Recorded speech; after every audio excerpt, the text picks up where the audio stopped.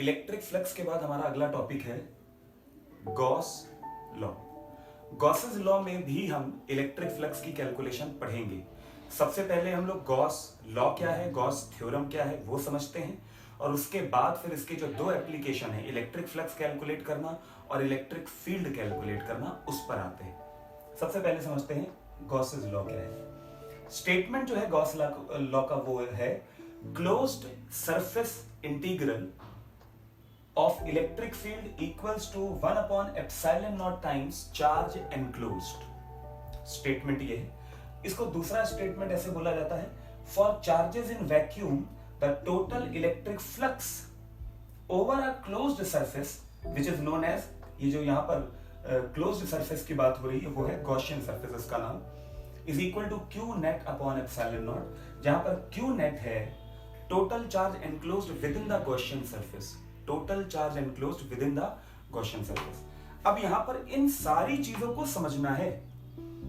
Closed surface क्या होती है, चार्ज एनक्लोज्ड क्या होता है, टोटल फ्लक्स की बात हो रही है वो क्या है, ये सारी चीजें हमें समझनी है। ठीक है, एक एक करके इनको हम समझते हैं।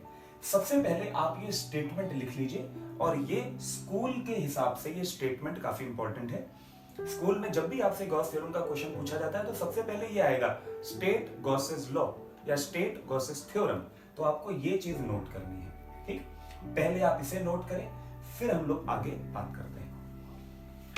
नोट करने के बाद आपको फॉर्मूले में देखना है कि फॉर्मूले में जो चीजें यूज हो रही हैं वो क्या क्या है।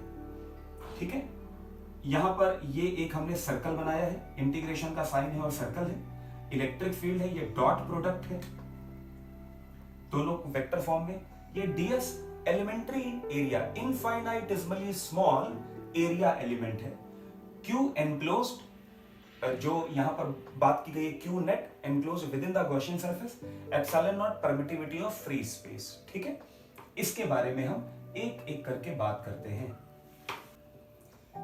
सबसे पहली चीज इंटीग्रेशन। फॉर्मूले में आप इंटीग्रेशन किस पर अप्लाई कर रहे हो, फ्लक्स पर, इलेक्ट्रिक फील्ड इनटू एरिया।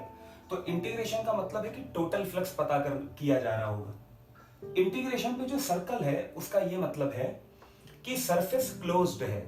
आप लोगों ने इंटीग्रेशन में हमेशा लिमिट्स पढ़ी हैं, अगर दो एंड अलग अलग हैं तो लिमिट लोअर और अपर लगती है, लेकिन अगर क्लोज्ड है कोई चीज जहां पर इनिशियल और फाइनल पॉइंट सेम है तो वहां पर इंटीग्रेट करते समय ये लूप, ये सर्कल शो किया जाता है। ये रिप्रेजेंट करता है कि इनिशियल और फाइनल लिमिट एक ही है, किसी क्लोज्ड जगह की बात हो रही है।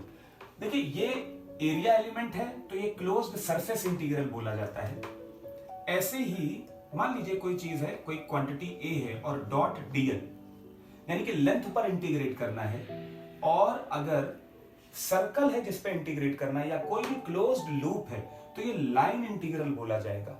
Closed line integral, closed line integral में लिमिट नहीं है तो आपने इंटीग्रेशन पे सर्कल लगा दिया, तो सरफेस इंटीग्रल होगा, लाइन इंटीग्रल होगा, ये सर्कल का मतलब है। ठीक, इंटीग्रेशन और सर्कल के बाद बात करते हैं एरिया एलिमेंट की। देखिए कोई आपको चार्ज गिवन होगा, चार्ज का कॉन्फ़िगरेशन गिवन होगा, और उस चार्ज के कॉन्फ़िगरेशन को कंप्लीटली या पार्शियली, कंप्लीटली चार्ज के कॉन्फ़िगरेशन को कंप्लीटली और पार्शियली आप किसी इमेजिनरी बाउंड्री से एनक्लोज करेंगे। क्यों करेंगे इस पर हम आएंगे। ठीक, मैंने बोला आपको एक चार्ज का कॉन्फ़िगरेशन मिलेगा, आप उस चार्ज कॉन्फ़िगरेशन को कंप्लीटली और पार्शियली एनक्लोज करेंगे किसी बाउंड्री से। वो बाउंड्री कैसी होगी उसके बारे में हम बात करेंगे, लेकिन वो जो बाउंड्री है उसी को हम बोलते हैं क्लोज्ड सरफेस या गॉसियन सरफेस। यानी कि ये जो बाउंड्री है ये हम खुद बनाते हैं।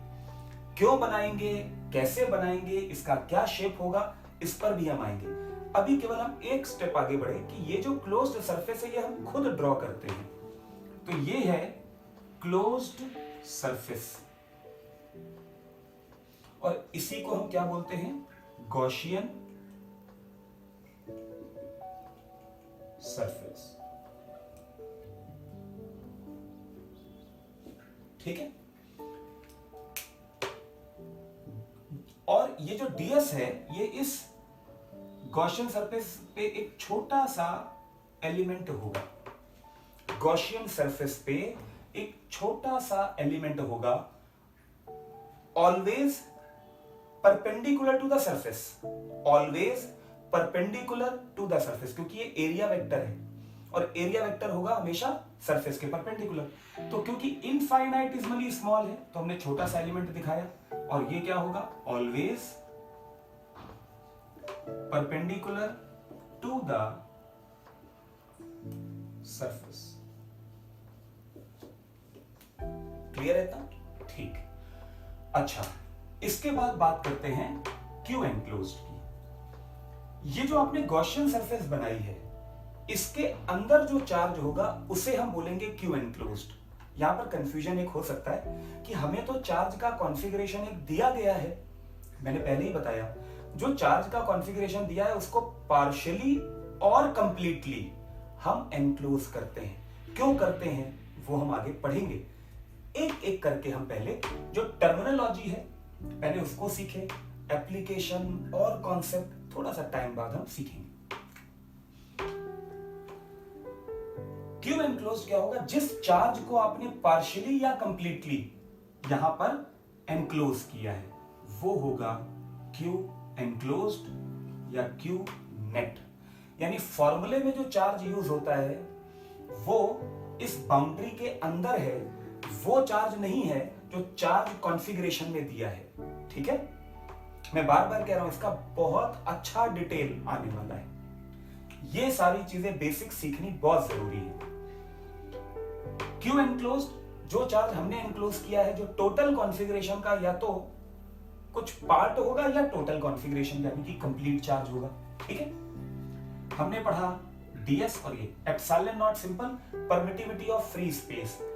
यहां पर यह बात हो सकती है कि अगर चार्ज के आसपास कोई रीजन हुआ तो क्या होगा।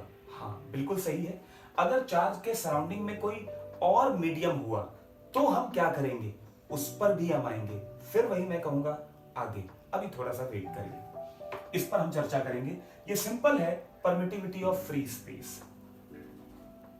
अब आते हैं इलेक्ट्रिक फील्ड। इलेक्ट्रिक फील्ड क्या है, जो चार्ज कॉन्फ़िगरेशन दिया है, फिर से जो चार्ज कॉन्फ़िगरेशन दिया है उसकी वजह से जो फील्ड आएगी वो है ये ई वेक्टर है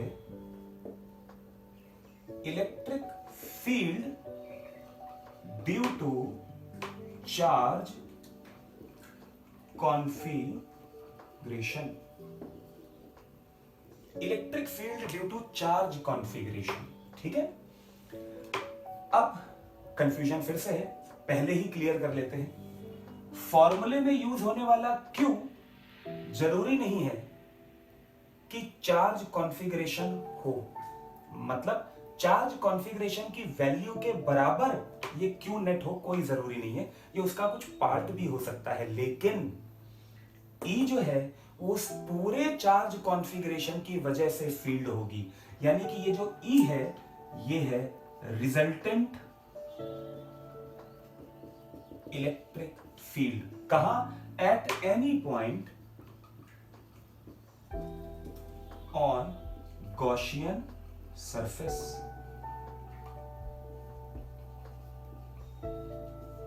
ठीक है, तो ये है total electric field due to all the charges, due to total charge, जो चार्ज कॉन्फ़िगरेशन हमें दिया है। ठीक है, तो इंटीग्रेशन सर्कल इलेक्ट्रिक फील्ड ये क्यू एनक्लोज और एप्सिलॉन नॉट, ये क्या क्या है पहले आपको ये दिमाग में रखना है। अब हम आते हैं इसके एप्लीकेशन। ये जितनी चीजें मैंने बताई धीरे धीरे थोड़ा सा टाइम लगेगा, लेकिन ये हम सीखेंगे। ठीक ठीक, इसे आप अच्छे से नोट करिए क्या चीज है। अब हम पता करते हैं गॉस थ्योरम से फ्लक्स कैसे पता किया जाता है। तो सबसे पहला आप इसको एप्लीकेशन मान सकते हैं कि गॉस थ्योरम की हेल्प से हम इलेक्ट्रिक फ्लक्स पता करने जा रहे हैं। अब यहां पर सबसे पहले डिफरेंस हम समझ लें कि जो हमने फ्लक्स पहले कैलकुलेट किया और जो अब कैलकुलेट कर रहे हैं, दोनों में अंतर क्या है। कॉन्सेप्चुअली दोनों में कोई अंतर नहीं है, कॉन्सेप्चुअली कोई अंतर नहीं है। लेकिन गॉस थ्योरम को यूज करके जब आप इलेक्ट्रिक फ्लक्स पता करते हो तो उस रिजल्ट और सिंपल जो E डॉट ds से आप पता करते हैं उस रिजल्ट में अंतर क्या है। देखिए, इसको एक एग्जांपल से हम समझते हैं। अगर एक इलेक्ट्रिक फील्ड गिवन है, यहां पर मैंने यूनिफॉर्म इलेक्ट्रिक फील्ड दिखाई है, कैसी भी इलेक्ट्रिक फील्ड हो मैंने यूनिफॉर्म दिखाई है, लेकिन कैसी भी हो सकती है। जो हमने पहले फ्लक्स कैलकुलेट किया उसमें था एक रीजन है जिसमें इलेक्ट्रिक फील्ड है, यानी कि एक इलेक्ट्रिक फील्ड रीजन है, और उस रीजन में एक सरफेस दी है जिसके साथ लिंक होने वाले फ्लक्स को पता करना है। हमें यह नहीं पता करना, और फ्लक्स देखो होता क्या है, फ्लक्स एक तरीके से फील्ड की स्ट्रेंथ को बताता है। ये फील्ड की स्ट्रेंथ को इस लिमिटेड एरिया में बता रहा है कि इस लिमिटेड एरिया में के साथ कितनी स्ट्रेंथ एसोसिएटेड है। ठीक है, अगर हमें टोटल स्ट्रेंथ पता करनी है, फील्ड की टोटल स्ट्रेंथ पता करनी है, अलग बात है ना। ये फील्ड की लिमिटेड स्ट्रेंथ है, फील्ड यहां भी है, यहां भी है, यहां भी है। फील्ड की स्ट्रेंथ आप इस जो मैंने ये स्क्वायर या रेक्टेंगल जो भी आपको दिख रहा हूं, इस रेक्टेंगल के अलावा कई जगहों पर फील्ड है, यानी कि वहां पर फील्ड की स्ट्रेंथ यानी कि चार्ज की प्रेजेंट, चार्ज का इफेक्ट है, लेकिन हम इस लिमिटेड एरिया में चार्ज का इफेक्ट देख रहे हैं। अगर हमें टोटल इफेक्ट देखना है तो हमें क्या करना होगा, बड़ा सिंपल सा लॉजिक है। अगर आपको टोटल फ्लक्स देखना है तो आप ये देखिए, ये है सोर्स, ये मैंने पॉइंट चार्ज लिया है। क्या पॉइंट चार्ज की इलेक्ट्रिक फील्ड यूनिफॉर्म होगी? नहीं, यानी कि अलग अलग चार्ज के डिस्ट्रीब्यूशन दिए होंगे। आपको समझाने के लिए मैं कोई तो एग्जांपल लूंगा, तो मैंने यहां पर यूनिफॉर्म फील्ड ले ली, यहां पर मैंने पॉइंट चार्ज लिया। सबसे सिंपल तरीके से समझाने की कोशिश हो रही है, फिर उसको हम अलग अलग चार्ज कॉन्फ़िगरेशन में अप्लाई करेंगे। अब ये है जो अपने सराउंडिंग रीजन में फील्ड देगा, यानी कि कॉज ऑफ फील्ड ये है। अब अगर मेरे को इससे जो इसका इफेक्ट है टोटल देखना है, तो मेरे को एक ऐसी सरफेस चाहिए जो इस पूरे चार्ज को एनक्लोज कर ले। अगर इस पूरे चार्ज को एनक्लोज कर लिया तो मेरे को पता चल जाएगा कि इसकी वजह से जो फील्ड है उसकी टोटल स्ट्रेंथ कितनी है। समझ में आया? यहां पर क्या पता कर रहे हैं और यहां पर क्या, ये गॉस थ्योरम, यहां पर हम गॉस थ्योरम अप्लाई करके पता करते हैं कि फ्लक्स कितना आएगा। और देखते हैं इन दोनों को समझाने का एक और एग्जांपल, और ये बड़ा इंटरेस्टिंग एग्जांपल है, इसको आप समझिएगा। मान लेते हैं कि ये एक नल है, नल मतलब टैप, वाटर टैप, यहां से पानी आ रहा है और ये है पानी की धार।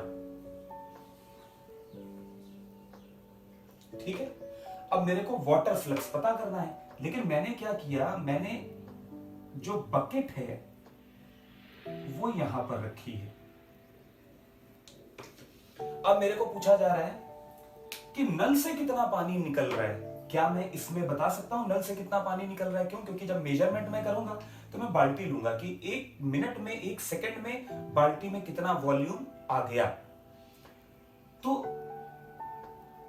जो पानी आ रहा है वो काफी जगह से आ रहा है, लेकिन मैं इस लिमिटेड रीजन से पता कर रहा हूं कि कितना पानी आ रहा है। ये है। अगर मेरे को पता करना है कि पूरे नल से कितना पानी आ रहा है, तो फिर मेरे को क्या करना होगा, मेरे को पूरा नल एनक्लोज करवाना पड़ेगा। तो मैं क्या करूंगा, एक ऐसा वेसल रखूंगा जिसमें पानी जो है वो पूरा का पूरा नल से निकलने वाला इस पे आए। और बस बात इतनी ध्यान रखनी है कि इस नल को पूरा एनक्लोज करना है। यहां से ही एक बात बस मैं थोड़ी सी और ऐड कर दे रहा हूं जो कि आगे यूज होगी। अगर मैं इस बकेट का साइज चेंज कर दूं, शेप चेंज कर दूं, क्या इस से फर्क पड़ेगा कि नल से कितना पानी निकल रहा है? नहीं। यहां पर अगर मैं बाल्टी के साइज को बढ़ा दूं तो इस बाल्टी में आने वाला पानी बढ़ जाएगा, यानी कि ये बाल्टी के एरिया पर डिपेंड कर रहा है, लेकिन अगर मैंने पूरे नल को एनक्लोज किया, कंडीशन ही कि नल को पूरा एनक्लोज करो, एनक्लोज करने के बाद आप बाल्टी बढ़ा दो घटा दो, उससे कोई फर्क नहीं पड़ेगा। ठीक है, ये बात आप लोग याद, इसको हर चीज को लिखना है।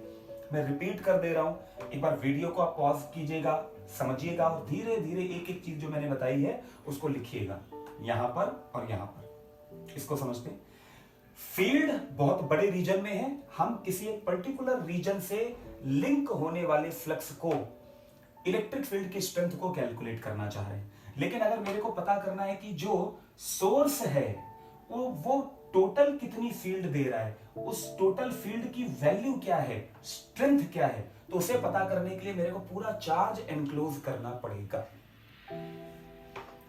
बिल्कुल ऐसा कि मेरे को अगर पता करना है कि नल से कितना पानी आ रहा है, तो पहले मेरे को पूरे नल को एनक्लोज करना पड़ेगा। उसके बाद नल एनक्लोज करने के बाद आप बकेट बढ़ाओ घटाओ, उससे कोई फर्क नहीं पड़ेगा। क्यों?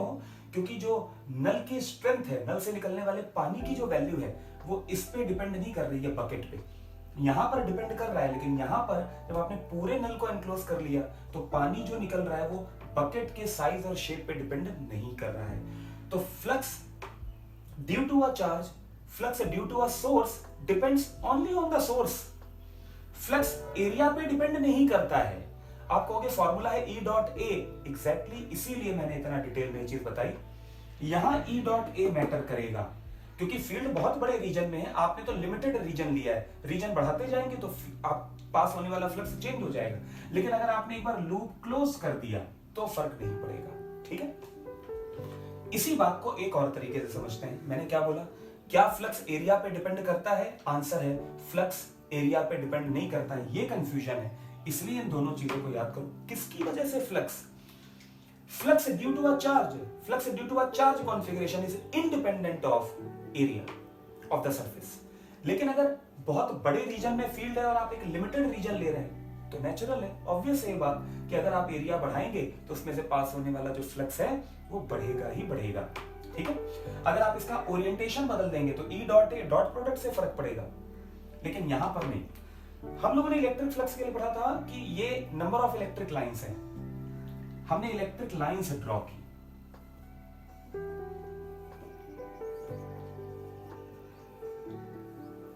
समझिए, मैंने एक स्फीयर लिया, इसमें से कितनी लाइंस पास हो रही है?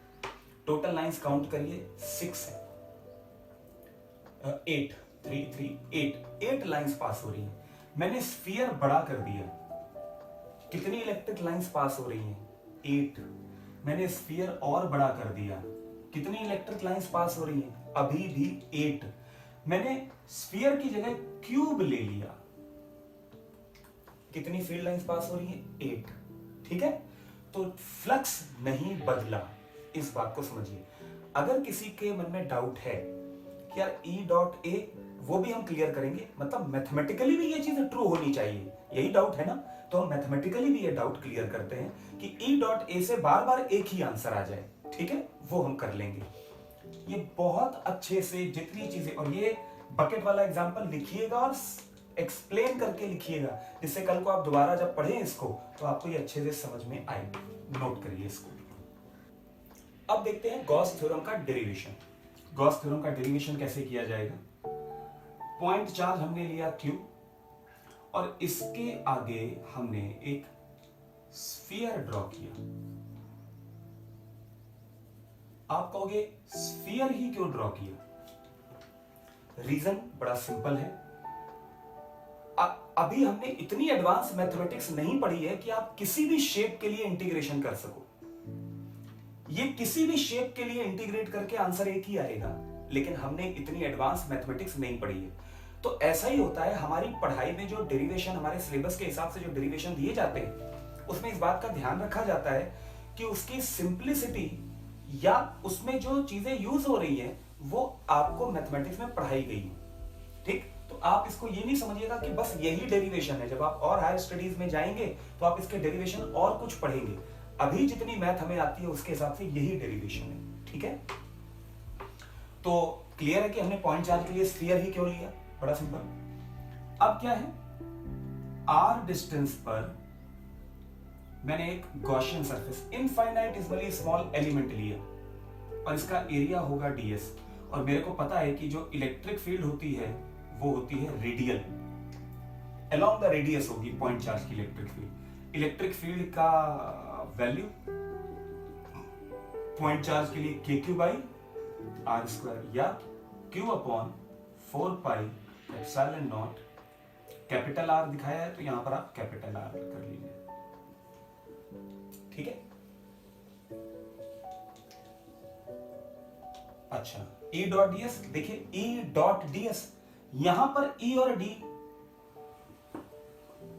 के बीच का एंगल कितना आएगा 0 डिग्री, cos 0 कितना होगा 1, यानी कि आप इसे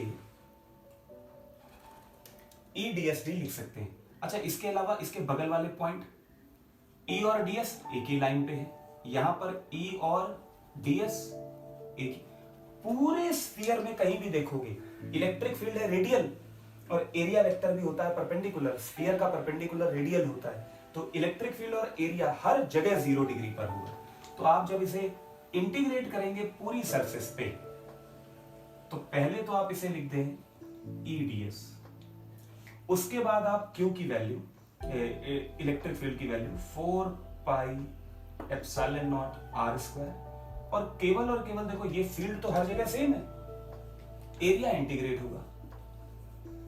एरिया का मतलब है कई सारे छोटे छोटे एरिया, पूरे स्फीयर के एरिया अगर लोगे तो पूरे स्फीयर का एरिया आप लिख सकते हैं 4 पाई R स्क्वायर, 4 पाई R स्क्वायर, 4 पाई R स्क्वायर क्या है Q अपॉन एप्सिलॉन नॉट। अगर मैंने स्फीयर छोटा लिया होता, अगर मैंने स्फीयर, तो देखो इलेक्ट्रिक फील्ड ज्यादा होती और एरिया कम हो गया होता, तभी तो इलेक्ट्रिक फील्ड और एरिया का प्रोडक्ट सेम आ रहा है ना, Q अपॉन एप्सिलॉन नॉट। तो अगर रेडियस कम होगी तो इलेक्ट्रिक फील्ड ज्यादा और जो एरिया है वो कम, इलेक्ट्रिक फील्ड ज्यादा R स्क्वायर के inversely proportional, area R square के डायरेक्टली प्रोपोर्शनल, यानी कि वो कैंसिल आउट हो जाएगा। इसलिए आप सरफेस कितनी भी बड़ी या छोटी लो, जो आपके दिमाग में डाउट है यार एरिया बढ़ेगा, तो यहां पर एरिया अगर कम हुआ तो फील्ड बढ़ गई, और अगर यहां पर एरिया बढ़ा तो फील्ड सेम प्रोपोर्शन में कम हो गई। एरिया और इलेक्ट्रिक फील्ड का जो प्रोडक्ट है वो हमेशा सेम ही रहेगा, ठीक। दोबारा से, हमने स्फीयर ही क्यों लिया, क्योंकि हमें अपने सिलेबस में जितनी मैथ आती है उसके लिए यही सबसे सिंपलेस्ट वे है। हम टफ चीज पे जाएं क्यों, आप और हायर स्टडीज करिए और इसके और जो डेरिवेशन है उनको आप करिएगा, तो तब आपको ज्यादा समझने को, ये जैसे सिंगल इंटीग्रेशन है, ऐसे वॉल्यूम के लिए आपको ट्रिपल इंटीग्रेशन अप्लाई करना पड़ेगा, वो आप बाद में सीखिएगा, अभी इसे नोट करिए।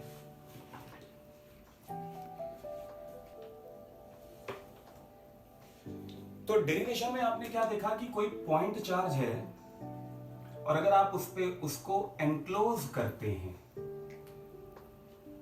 स्फीयर कितनी भी रेडियस का हो सकता है, E डॉट ds यानी कि फ्लक्स क्या आया Q अपॉन एप्सिलॉन नॉट। ये एक जनरल फॉर्मूला है, अब हमने डिराइव किया है स्फीयर के लिए, लेकिन अब ये बन गया है जनरल फॉर्मूला।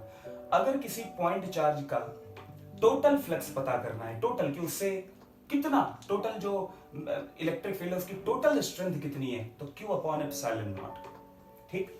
पॉइंट चार्ज को आप किसी क्यूब से एनक्लोज करते, किसी रैंडम शेप से एनक्लोज करते, answer her bar Q upon epsilon not ही आएगा।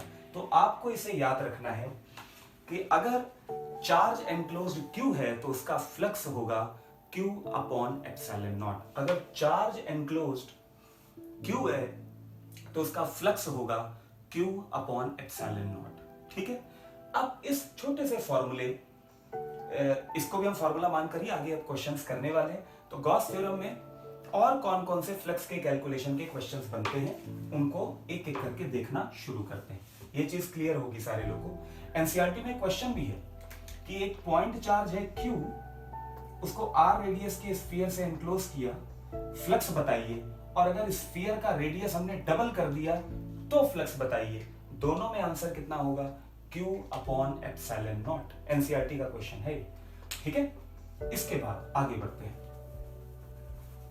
कुछ बहुत इंपॉर्टेंट क्वेश्चंस आप लोगों ने जो पहला चैप्टर पढ़ा केमिस्ट्री में वो सॉलिड स्टेट है, तो कुछ सॉलिड स्टेट पर बेस्ड क्वेश्चन हम लोग देखते हैं। सबसे पहला, अगर एक क्यूब है और उस क्यूब के वर्टेक्स पर कोई चार्ज है, कोई भी एक वर्टेक्स, उस पर एक चार्ज है क्यूब, तो आपको बताना है क्यूब से पास होने वाला फ्लक्स कितना होगा। अगर कोई चार्ज क्यूब के वर्टेक्स पर है तो फ्लक्स कितना पास होगा। तो बड़ा सिंपल है कि पॉइंट चार्ज की वजह से जो फ्लक्स निकलता है, जो इलेक्ट्रिक लाइंस आप ड्रॉ करते हो, पिक्टोरियल मैपिंग है, वो 3 डायमेंशनल, वो स्फेरिकल शेप में, पॉइंट चार्ज सेंटर पे होगा और रेडियली फील्ड निकलती है। उस स्फीयर का कितना हिस्सा इस क्यूब के अंदर आएगा, यही आपने सॉलिड स्टेट में पढ़ा है, 1/8। अगर 1/8 इसके अंदर आएगा तो flux, total flux passing through the cube, total flux passing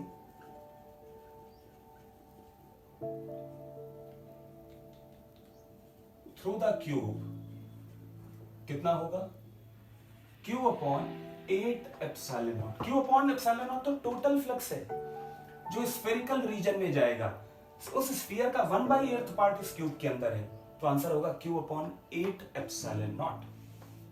ठीक, ये हो गया पहला question. Second question, find out the flux passing through each face of the cube. Flux through each face,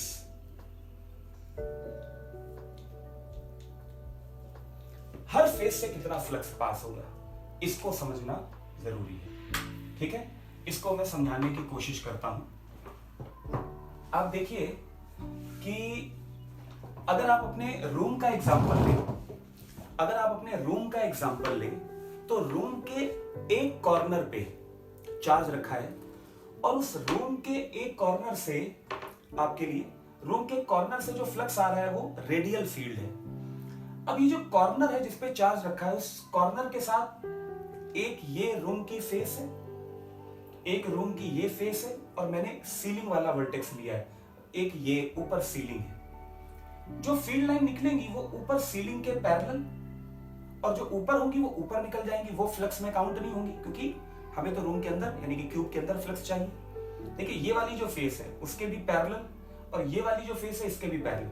इसका मतलब है जो एडजेसेंट 3 फेसेस हैं, साइड में और ऊपर, इन 3 एडजेसेंट फेसेस से इलेक्ट्रिक लाइन क्रॉस करके नहीं निकलेगी, और फ्लक्स होता है कि फील्ड सरफेस के परपेंडिकुलर होना चाहिए, फेस के परपेंडिकुलर होना चाहिए। तो कॉर्नर के साथ जो 3 एडजेसेंट फेसेस हैं उनसे पास होने वाला फ्लक्स होगा 0। और इस कॉर्नर के सामने देखिए, एक सामने, ये सामने और नीचे फ्लोर, तो ये जो 3 साइड है इस ऊपर वाले वर्टेक्स के लिए तीनों की तीनों फेसेस सिमेट्रिक है। तो ये जो टोटल फ्लक्स है ये 3 पार्ट्स में डिवाइड होगा। तो आपको आंसर कैसे बताना है, वर्टेक्स के साथ जो 3 एडजेसेंट फेसेस हैं उनसे पास होने वाला फ्लक्स होगा 0, एडजेसेंट फेसेस से पास होने वाला फ्लक्स 0, और जो ऑपोजिट फेसेस हैं, सामने जो उनके फेसेस हैं, उनसे पास होने वाला फ्लक्स होगा Q/8ε0 का 1/3। तो आंसर क्या है, इसमें 2 आंसर है। जो एडजेसेंट फेसेस हैं उनसे फ्लक्स पास होगा 0, और ये हो गया एडजेसेंट फेसेस से, और जो फ्लक्स Q/24ε0, ये क्या है, ऑपोजिट। ठीक है, एडजेसेंट फेसेस से पास होने वाला 0, 3 एडजेसेंट फेसेस हैं और 3 ऑपोजिट फेसेस हैं, तो हर फेस से कितना होगा, 0 0 0 3, और Q/24 टोटल ऐड करोगे तो Q/8 ही आएगा। तो क्यूब से पास होने वाला टोटल फ्लक्स Q/8। डन, ये एक दूसरा क्वेश्चन है। थर्ड क्वेश्चन इसी में पूछा जाएगा वर्टेक्स के सामने फ्लोर अगर आप रूम का ले तो इस फ्लोर के लिए ये एक शेडेड रीजन है, यानी ये वर्टेक्स है तो सामने ये डायगोनल जा रहा है, डायगोनल के दोनों तरफ बराबर बराबर है। और आप देखिए ये जो वर्टेक्स है, इस वर्टेक्स के लिए जो नीचे वाली फेस है, जो फ्लोर है, वो दोनों सिमेट्रिक है। इसको आपको थोड़ा इमेजिन करना है। ये बीच का डायगोनल है और इस डायगोनल के लिए जो दोनों साइड है वो बराबर है। इसका मतलब है जो टोटल इस फेस से फ्लक्स पास हो रहा है Q/24, आधा इधर से जाएगा, आधा इधर से जाएगा। तो थर्ड आंसर है flux passing through this shaded region, flux passing through this shaded region ये होगा Q/, इसका हाफ करना है आपको 48ε0, Q/48ε0, इसका भी हाफ। ठीक है, तो ये 3 क्वेश्चन है, इसको लिखिएगा। पहला क्वेश्चन है find out the total flux passing through the cube, Q/8। Second, find out the flux passing through each face, corner के साथ जो 3 एडजेसेंट फेसेस हैं उनसे 0 और ऑपोजिट फेसेस से Q/24। और ये जो नीचे वर्टेक्स के सामने ये वाली जो साइड है, जिसे हम रूम का अगर टॉप पर वर्टेक्स और उसके नीचे फ्लोर की बात करें तो उससे पास होने वाला, इस शेडेड रीजन से पास होने वाला फ्लक्स आधा हो जाएगा, Q/24। नोट करिए इसको। नेक्स्ट क्वेश्चन हम लोग देखते हैं।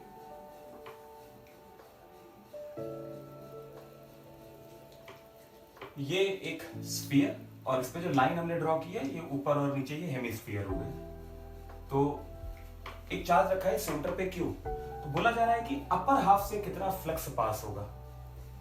तो टोटल फ्लक्स होता है Q/ε0। यहां पर आप देखिए सिमेट्री होगी, तो ऊपर से पास होने वाला फ्लक्स और नीचे हेमिस्फीयर से पास होने वाला फ्लक्स सेम होगा। और अगर टोटल फ्लक्स है Q/ε0 तो अपर हाफ से पास होने वाला कितना हो गया Q/2ε0 और लोअर हाफ से पास होने वाला Q/2ε0। ठीक है, अच्छा इसके बाद ही अगर एक क्वेश्चन बोला जाए कि एक क्यूब है और इस क्यूब के सेंटर पे हमने चार्ज रखा है क्यूब के सेंटर पे, और बोला जाए कि क्यूब से टोटल फ्लक्स कितना पास होगा। तो इसमें पहला क्वेश्चन अगर आप देखें, टोटल फ्लक्स ये होगा Q/ε0। पूछा जाए कि flux passing through each face, इसी की तरह क्वेश्चन है। यहां पर 6 फेसेस हैं और 4 सेंटर पे, और क्यूब के सेंटर के लिए सारी की सारी जो फेसेस हैं वो सिमेट्रिक होती हैं। तो flux passing through each face अगर बोला जाए, flux passing through each face ये होगा Q/6ε0। ठीक है, क्योंकि चार्ज सेंटर पे और सेंटर के लिए जो 6 फेसेस है वो सिमेट्रिक होंगी।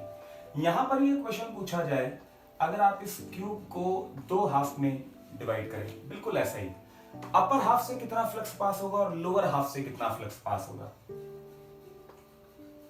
इस बार देखिएगा जो टॉप फेस है उससे Q/6ε0, क्योंकि सारा का सारा फ्लक्स और सारी हमने बाउंड्री मतलब फेस ली है। यहां पर जो फ्लक्स पास हो रहा था वो कितना है, इस पूरी फेस से पास हो रहा है Q/6, अपर हाफ से कितना पास होगा Q/12ε0। तो अपर हाफ के लिए अगर आप देखोगे तो 5 फेसेस हैं, 1 2 बैक और फ्रंट, और नीचे वाली फेस लेनी नहीं है। तो टोटल 5 में से 4 फेसेस अगर देखें तो उनसे जो फ्लक्स पास होगा वो Q/12ε0 होगा, Q/12, और एक हाफ से जो पास होगा वो कितना होगा Q/6ε0।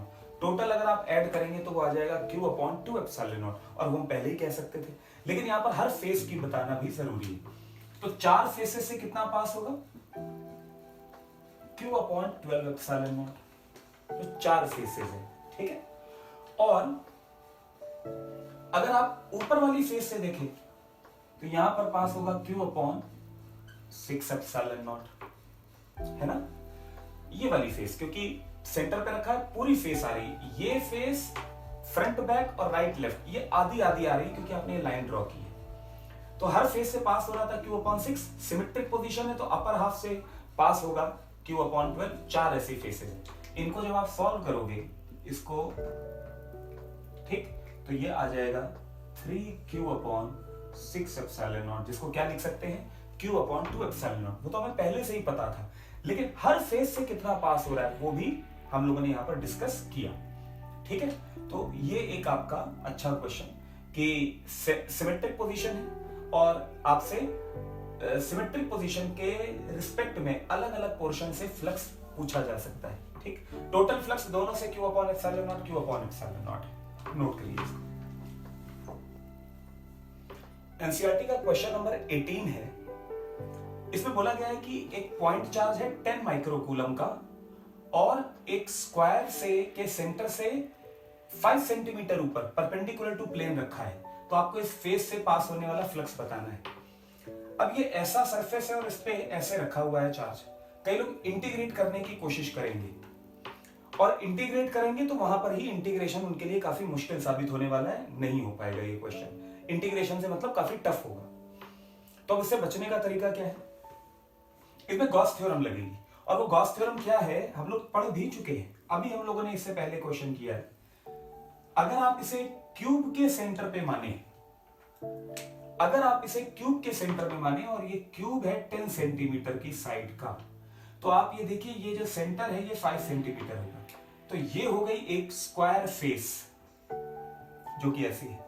तो ये अगर यहां पर 10 सेंटीमीटर की फेसेस और लगा दो तो क्यूब बन जाएगा, और क्यूब बन जाएगा तो ये चार्ज कहां दिखेगा? क्यूब के सेंटर पे।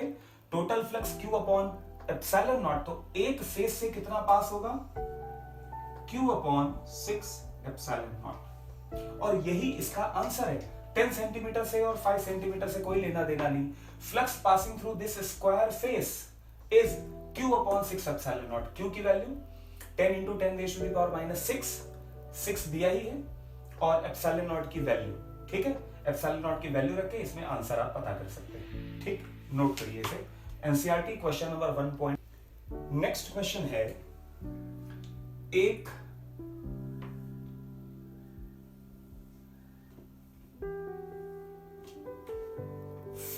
A लेंथ की रॉड पॉजिटिवली चार्ज्ड और यहां पर A साइड का एक क्यूब है। मैं बार बार एक फेस बना रहा हूं स्क्वायर, आप इसको तो चलिए बना ही लीजिए। ये A साइड का एक क्यूब। बोला जा रहा है इस रॉड को हमेशा क्यूब के सेंटर से पास होना है। A rod of length 4a, uniformly positively charged rod, is inserted in this cube in such a way that it always pass through center of the cube. अब आपको बताना है कि इसमें मैक्सिमम और मिनिमम यानी कि रॉड का ओरिएंटेशन और सेटिंग कैसी करी जाए कि इससे पास होने वाला मैक्सिमम और मिनिमम फ्लक्स बताया जा सके। ठीक है, तो सबसे पहले बात करते हैं मिनिमम फ्लक्स की। मिनिमम फ्लक्स की क्या कंडीशन होगी? देखिए, अगर हमने रॉड को ऐसे रखा तो रॉड की मिनिमम लेंथ क्यूब के अंदर है। अगर इसकी चार्ज डेंसिटी लैम्डा गिवन है तो हम यहां से पता कर सकते हैं चार्ज एनक्लोज्ड लैम्डा ए, चार्ज पर यूनिट लेंथ ए, तो Q/ε0। ये पहले पार्ट का आंसर है, मिनिमम फ्लक्स। ठीक है, और बोला जाए मैक्सिमम फ्लक्स कितना पास होगा? अगर बात की जाए मैक्सिमम फ्लक्स की तो इस क्यूब में जो मैक्सिमम लेंथ की साइड हो सकती है वो क्यूब का डायगोनल है। ठीक है ना? तो अब अगर पूछा जाए कि कितना फ्लक्स मैक्सिमम पास होगा तो यहां पर answer lambda, charge per unit length, √3a divided by ε0। ठीक है, तो charge per unit length into length √3a divided by ε0, ये मैक्सिमम और मिनिमम फ्लक्स है। मैक्सिमम और मिनिमम फ्लक्स। तो एक ये क्वेश्चन, इसी तरीके का एक और क्वेश्चन हम कर सकते हैं। इसको आप नोट करेंगे। एक चार्ज है 4a लेंथ की, इनफाइनाइट लेंथ की भी रॉड हो सकती है, उसे इस तरीके से इंसर्ट करना है कि जो मिड पॉइंट से हमेशा रॉड पास हो, और फिर बताना है कि उसका ओरिएंटेशन कैसा रखा जाए कि मिनिमम और मैक्सिमम फ्लक्स कैलकुलेट किया जा सके। फिर अगला क्वेश्चन इसी में एक और कर सकते हैं। एक स्फीयर है और इस स्फीयर से के में एक uniformly charged plane sheet insert की गई। क्वेश्चन आप लोग नोट करिएगा। A uniformly charged plane sheet is inserted, और उसको इंसर्ट कैसा किया गया है, आपको यहां से ऐसा दिखेगा। ये डिस्टेंस है x, चार्ज डेंसिटी आप इसमें सिग्मा ले सकते हैं। Charge density is sigma, charge per unit area. Sigma हो गया चार्ज पर यूनिट एरिया। ठीक है। अब बोला जा रहा है कि कितना फ्लक्स पास होगा, find out the flux passing through. इसको एक बार जरा खुद अटेम्प्ट करिए और सोचिए क्वेश्चन कैसे सॉल्व होगा। वीडियो को पॉज करके आप देखिएगा। जहां पर ये समझना है कि चार्ज एनक्लोज्ड कितना है। जब आप इस स्फीयर में, ये स्फीयर है, एक प्लेन शीट इंसर्ट करेंगे तो इसका जो सेक्शन स्फीयर के अंदर होगा वो स्फेरिकल होगा। तो आपको इस स्फीयर की रेडियस पता करनी है और आंसर आ जाएगा।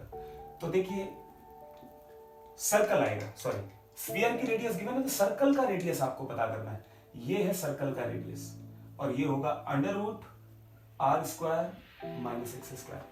आपने सर्कल का एरिया पता किया, सर्कल का एरिया पता किया तो यहां से आप पता करेंगे फ्लक्स होगा sigma into area pi √r² minus x² whole square.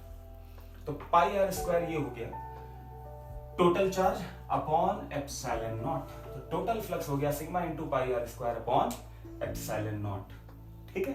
तो ऐसे ही कुछ और भी क्वेश्चन होंगे। तो आप ये देखिए, बस आइडिया लग रहा है कि किन किन तरीके के क्वेश्चन होंगे और आपको अप्रोच कैसे करना है। ठीक है। और आगे हम क्वेश्चंस करते हैं, इसे आप पहले नोट कर लीजिए।